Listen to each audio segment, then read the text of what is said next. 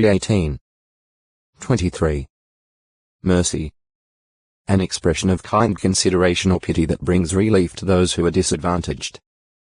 Tender compassion. Also, at times, a lightening of judgment or punishment. Mercy is a frequent translation of the Hebrew kamim and the Greek os verb, eo. An examination of these terms and their usage helps bring out their full flavor and sense. The Hebrew verb ham is defined as meaning to glow, to feel warm with tender emotion. To be compassionate. A Hebrew and Chaldee lexicon, edited by B. Davis, 1957, p. 590 according to lexicographer Gesenius. The primary idea seems to lie in cherishing, soothing, and in a gentle emotion of mind. A Hebrew and English lexicon of the Old Testament, translated by E. Robinson, 1836, p. 939. The term is closely related to the word for womb, or can refer to bowels, which are affected when one feels warm and tender sympathy or pity. Compare Issa 63.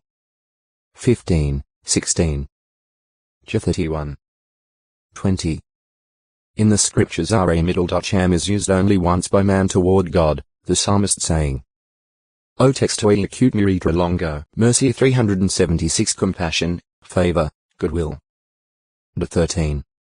17. 30. 3. PS 102. 13. Isra 54. 7-10. 60.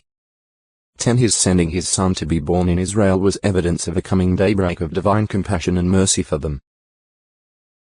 Boo 1. 50-58, 72-78. The Greek os conveys some of the sense of the Hebrew kamim.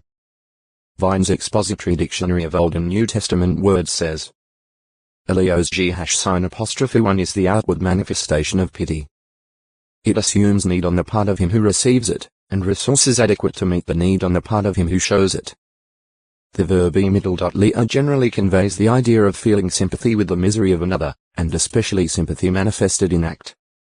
1981, Volume 3, pages 60, 61. Hence, the blind, the demon-possessed, the leprous, or those whose children were afflicted were among those who evoked os, the expression of mercy, pity.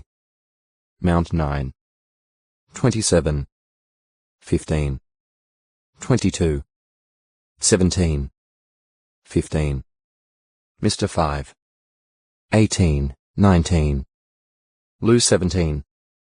12, 13. In response to the plea, have mercy on us, Jesus performed miracles relieving such ones.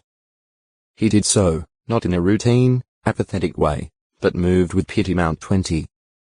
31, 34. The Gospel writer here using a form of the verb splagmiddle.my, which is related to splagna, literally meaning intestines. Ac 1.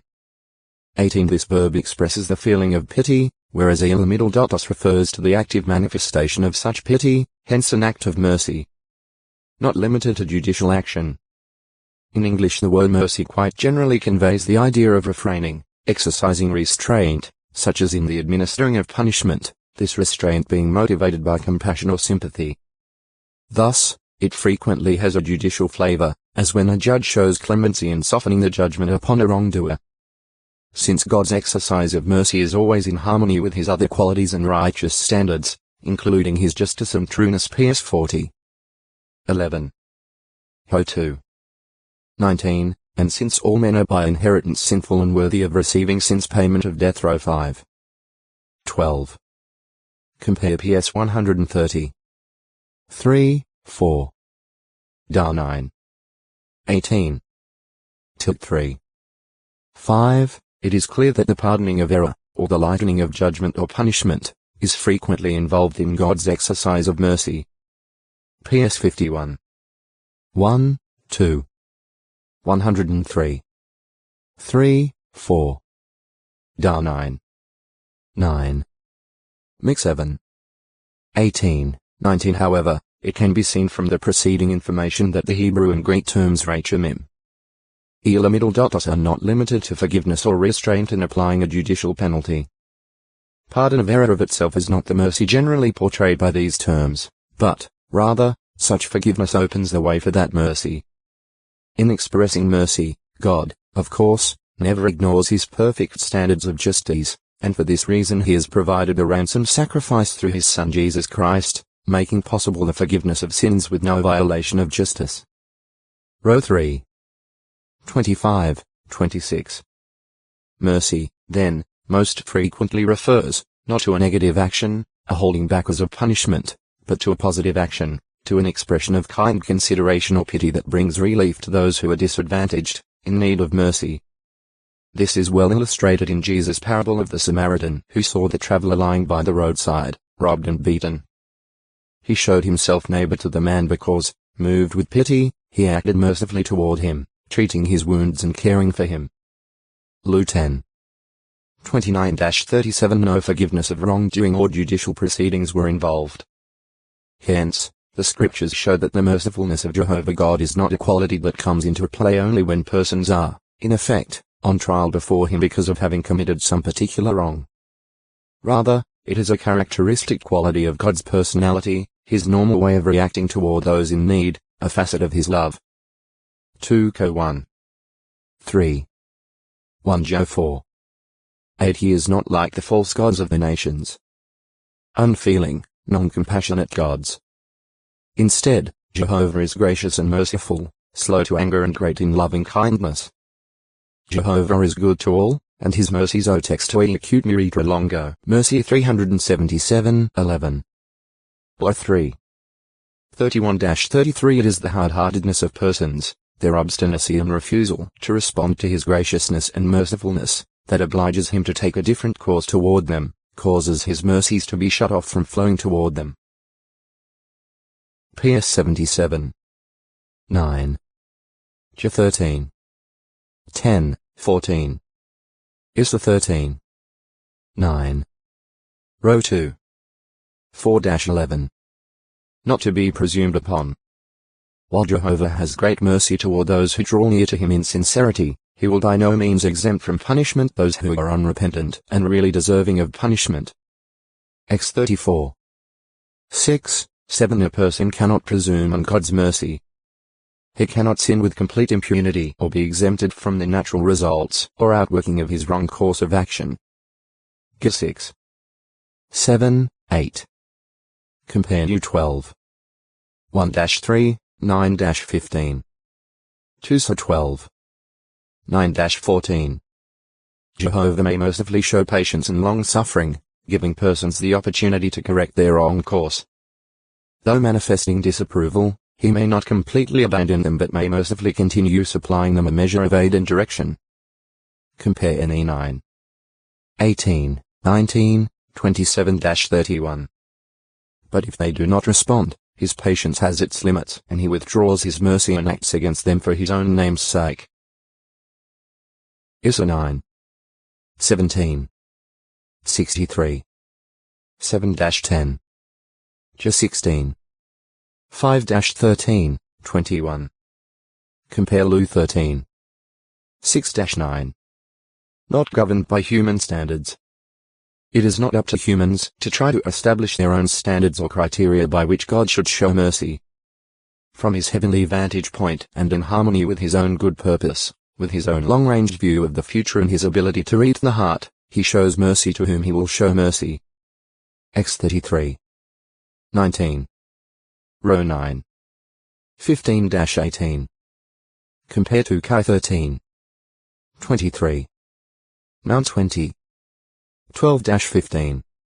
At Romans chapter 11 the apostle discusses God's display of unparalleled wisdom and mercy in giving to the Gentiles an opportunity to enter the heavenly kingdom.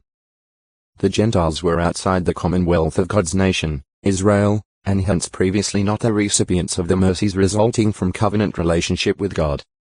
And they also lived in disobedience to God. Compare 09. 24-26. Ho 2. 23. Paul explains that Israel first had the opportunity but that they were, for the most part, disobedient. This resulted in opening up the way for Gentiles to become part of the promised kingdom of priests and a holy nation. X 19. 5, 6 Paul concludes, for God has shut them all up together, Jews and Gentiles, in disobedience, that he might show all of them mercy. Through Christ's ransom sacrifice, the Adamic sin working in all mankind could be removed for all those exercising faith, including Gentiles, and through his death on the torture stake the curse of the law could also be removed from those under it, the Jews, so that all could receive mercy. The Apostle exclaims, "Oh, the depth of God's riches and wisdom and knowledge! How unsearchable his judgments are and past tracing out his ways are." Row 11. 30-33. Joe 3. 16. Col 2. 13, 14. Ga 3. 13. Seeking God's mercy. Those desirous of enjoying the flow of God's mercy must seek him, showing a right heart condition by abandoning their wrong ways and harmful thoughts. Isra 55. 6, 7. They must properly fear him and show appreciation for his righteous precepts. PS 103. 13. 119. 77, 156, 157. Do 1. 50.